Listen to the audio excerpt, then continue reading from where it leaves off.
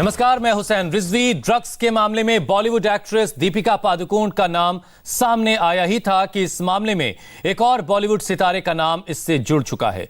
Drug peddler ने actress दिया मिर्जा का नाम लिया है। हालांकि दिया मिर्जा ने ड्रग्स कनेक्शन से साफ इनकार किया है।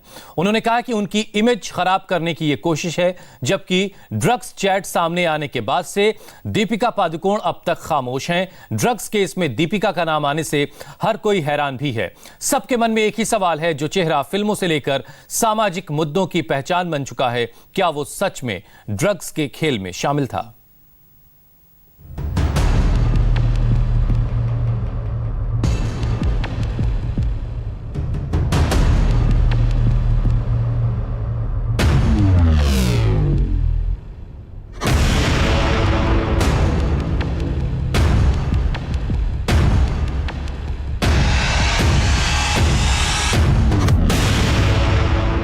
तक जो जांच हुई है उससे ये सच तो साबित हो चुका है कि बॉलीवुड में नशे का दरिया बहता है। अब इस दरिया में कौन कौन डुबकी लगा रहा था या लगा रहा है, ये चेहरे धीरे धीरे सामने आ रहे हैं।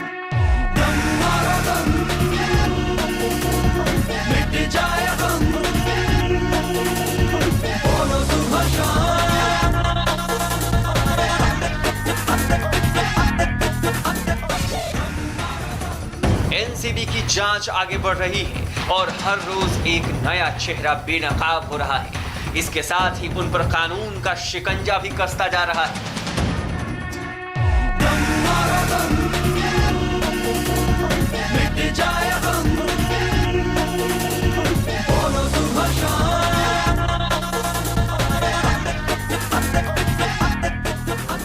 बॉलीवुड के इस डार्क सीक्रेट को पूरे देश के सामने एनसीबी ने ओपन कर दिया है। दीपिका पादुकोण, श्रद्धा कपूर, सारा अली खान, नम्रता शिरोडकर, रकुल प्रीत सिंह। बॉलीवुड में ड्रग्स के खेल में अब जो नया नाम सामने आया है, जो मिस एशिया पैसिफिक रह चुकी है, वो है दिया मिर्जा। सुशांत सिंह राजपूत की रहस्यमयी मौत की जांच क्या शुरू हुई, नशे की काली दुनिया में खुशियां ढूंढने वालों की असलियत सामने आने लगी है।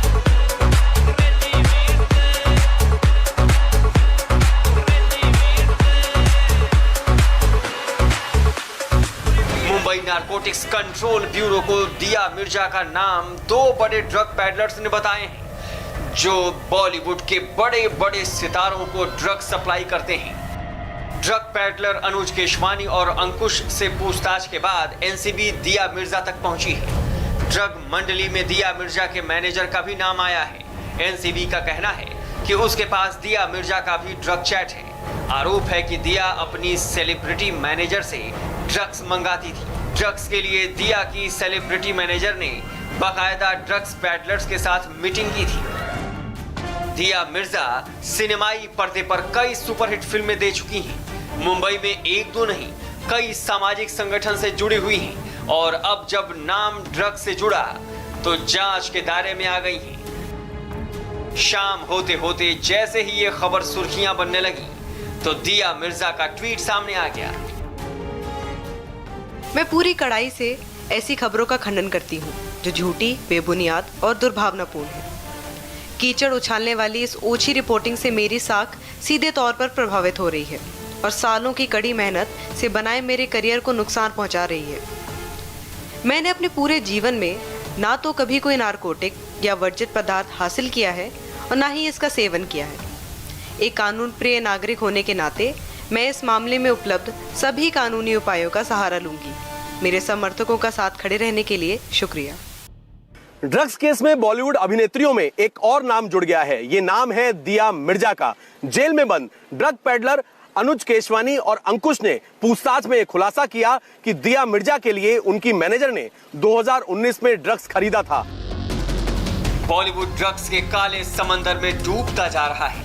एक दिन पहले जैसे ही दीपिका पादुकोण का नाम आया, बॉलीवुड की मखमली दुनिया में भूचाल आ गया। 48 घंटे से दीपिका पादुकोण खबरों की दुनिया में हेडलाइन है, लेकिन वो कहां है कोई नहीं जानता। हर मुद्दे पर अपनी बेबाक राय रखने वाली दीपिका पादुकोण ना ट्विटर पर दिख रही हैं, ना इंस्टाग्राम और ना फेसबुक पर, यानी दीपिका कहीं सामने नहीं आई हैं। सवालों के छपाक से पीकू का बचना मुश्किल होता जा रहा है, क्योंकि कई ऐसी तस्वीरें सामने आई हैं जिसकी चमक सबको चौंका रही है। एनसीबी के पास दीपिका पादुकोण और उनकी मैनेजर करिश्मा प्रकाश का ड्रग चैट है। इस चैट में दीपिका हैश की डिमांड करती हैं। इसके बाद करिश्मा दीपिका से कोको पहुंचाने का टाइम पूछती हैं। जवाब में दीपिका बताती हैं 11:30 बजे से 12 बजे के बीच। दीपिका के इस ड्रग चैट की तारीख है 28 अक्टूबर 2017 और चैट खत्म होने का समय है रात के 10:16, यानी करीब 1.25 घंटे बाद दीपिका पादुकोण कोको क्लब पहुंच जाती है।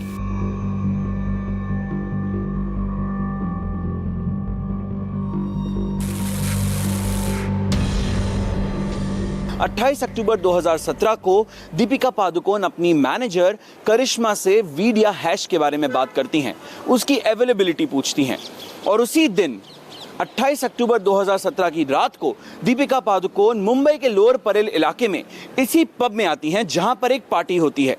इस पार्टी में दीपिका पादुकोण के साथ कुछ और बॉलीवुड एक्टर्स भी मौजूद होते हैं। ये सब देर रात तक पार्टी करते हैं। 28 अक्टूबर 2017 को इस क्लब में हैलोवीन पार्टी हुई थी। सुशांत केस में आए ड्रग्स कनेक्शन को लेकर हर रोज नई नई बातें सामने आ रही हैं।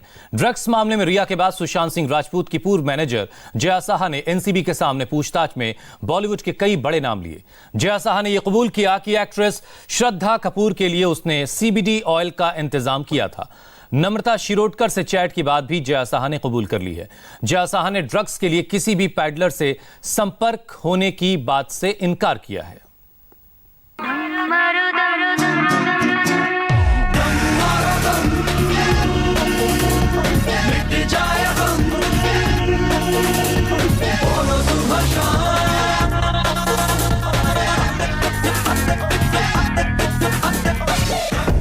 जया साहा राज उगल रही है।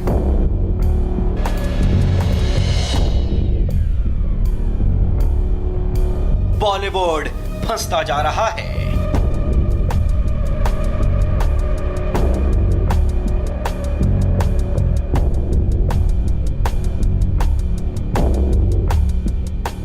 जया एनसीबी के सामने बोल रही हैं।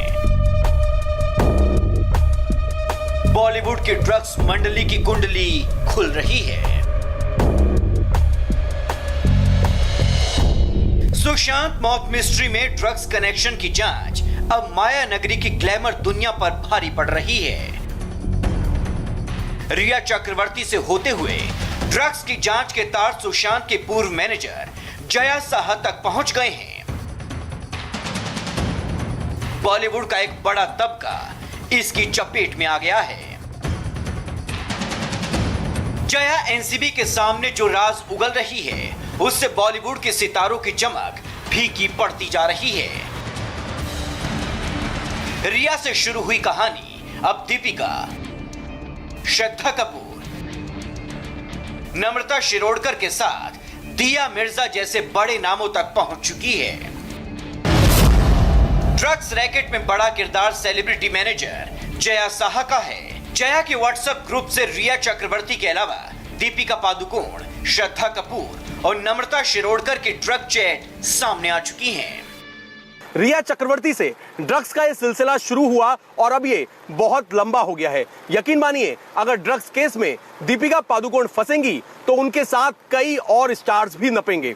सिल्वर स्क्रीन पर बड़ी बड़ी बातें करने वाले इन स्टार्स की डर्टी पिक्चर के राज खुलेंगे। जया साहा एनसीबी के रडार पर हैं। एनसीबी के सामने राज उगल रही है। मंगलवार को एनसीबी ने जब एक एक चैट को सामने रखकर जया साहा से सवाल करने शुरू किए तो जया के सामने अपने गुनाह को कबूलने के अलावा कोई चारा नहीं था। जया ने कबूल किया कि उसने श्रद्धा कपूर के लिए सीबीडी ऑयल का इंतजाम किया था। जया ने यह भी माना कि उसने सीबीडी ऑयल ऑनलाइन मंगवाया था। जया ने श्रद्धा और नम्रता शिरोडकर से चैट की बात कबूली है, लेकिन नम्रता शिरोडकर की चैट के बारे में उसने कहा है कि उसे कुछ भी याद नहीं है। इसके साथ ही जया ने यह भी माना है कि उसने सुशांत के लिए, रिया के लिए, फिल्म मेकर मधु मांटेना वर्मा और खुद के लिए भी सीबीडी ऑयल मंगवाया था।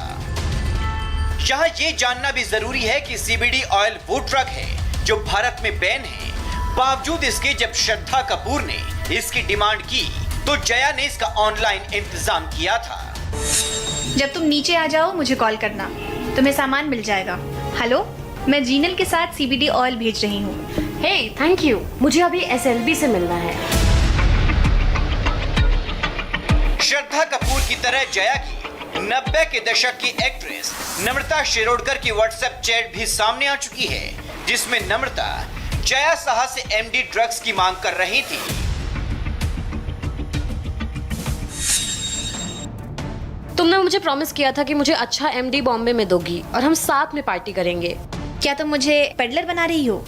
फिर भी तुम्हारी विश मेरे लिए कमांड है।